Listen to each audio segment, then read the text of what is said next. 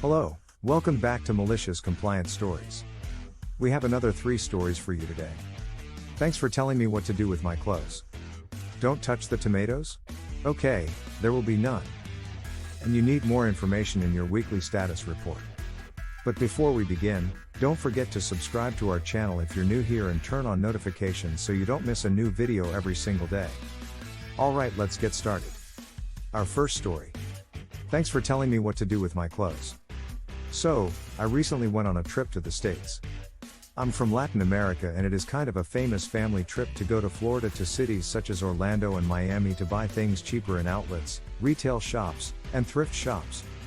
My family and I were in a retail shop, one of those amazingly big ones. I picked a lot of things. I cannot lie.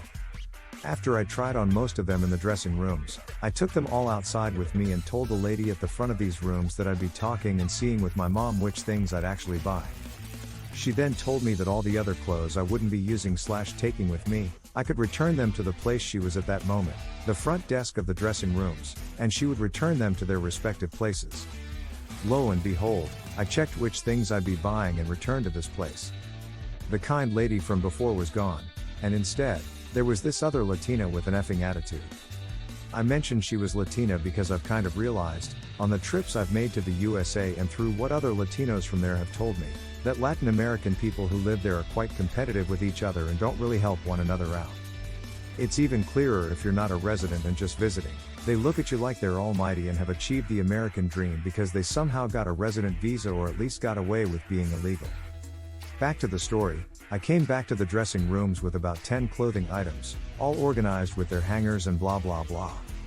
As I mentioned, this was one of those humongously big stores. Therefore, I didn't really remember from where I'd taken all the items, and I'd rather take them back to the fitting rooms so the people who did actually know where I got them from could return them to their places instead of leaving them anywhere. When I got back there, I mentioned to the new lady what the one from before had told me, about returning the clothes there. She gives me a one over all while scowling at me and asks, "Do you know how dressing rooms work?"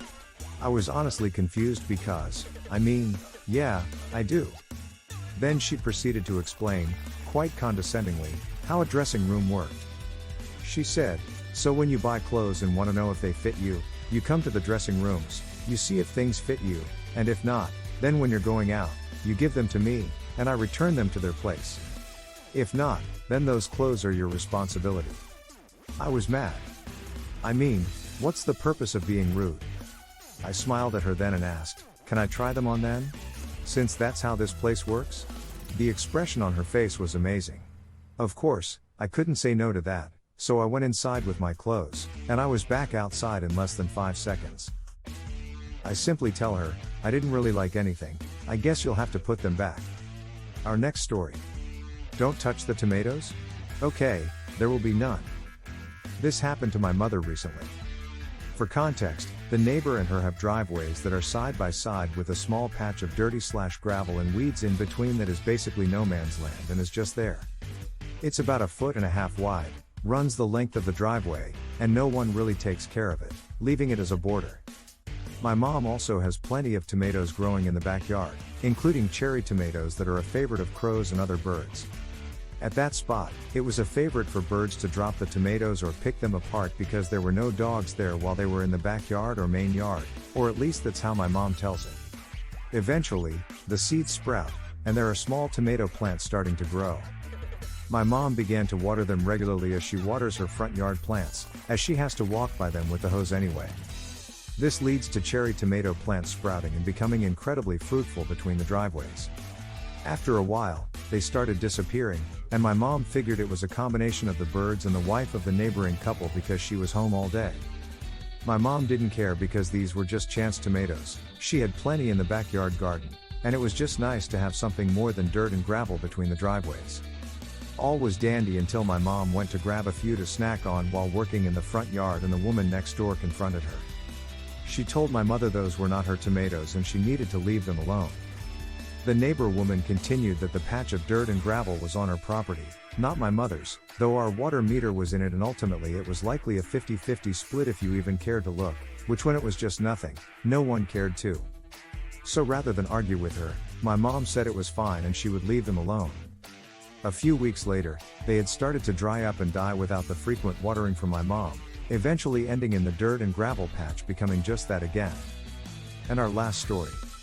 You need more information in your weekly status report. This is from back in the early days when project dashboards were becoming all the rage in CIO magazine. The 6 largest projects meet weekly with the CIO to present their current status. The meeting was an hour, but with people not being ready and the CIO always being late, each project did not get 10 minutes, but more like 5 to 6. So, I condensed my slides down to 4 to get through it. I was also aware that I was first, so I wanted to get done and let the other PMs get their time in. Most of the others had the same number. One week, the CIO gushes about dashboards that they had read about in a leading magazine and how he wanted our meeting to start displaying more data. All of the PMs roll their eyes. He took up half the meeting talking about this, so it was a rush to get the project status in. I go first, do my 4 slides. CIO goes, "See, kilted slides are a good example of how more data would be helpful. 4 is not enough to get the full view of the project. Let's see a comprehensive dashboard next week." Next week, I'm all set. I've created a massive deck of all the stats I could find or create. They were all time series on the x-axis, but most had 2 y-axis values to be able to overlay the data. My personal favorite was actual work hours, effort minus meetings, against system loads as 8%, confirming that when people were working, the development environment was busy and that the nightly full build and automated testing were actually running after midnight. It was handy to know to make sure we had the capacity, but pretty useless at a CIO level. All of them were a hefty pack of 50 slides. The meeting starts. I'm first, and I go through the slides. At 30 minutes in, the CIO goes, "How many more slides do you have?" "Just a couple more on the dashboard, sir." I continued on for another 15 minutes. "Soon, kilted?" I said, "Yes sir, just 4 more," and I presented the slides that I had used for the last few months. "Kilted, these last slides are perfect, let's just stick to them for next week." Well, that's all for this video. Thank you for tuning in, and I'll see you all in the next one.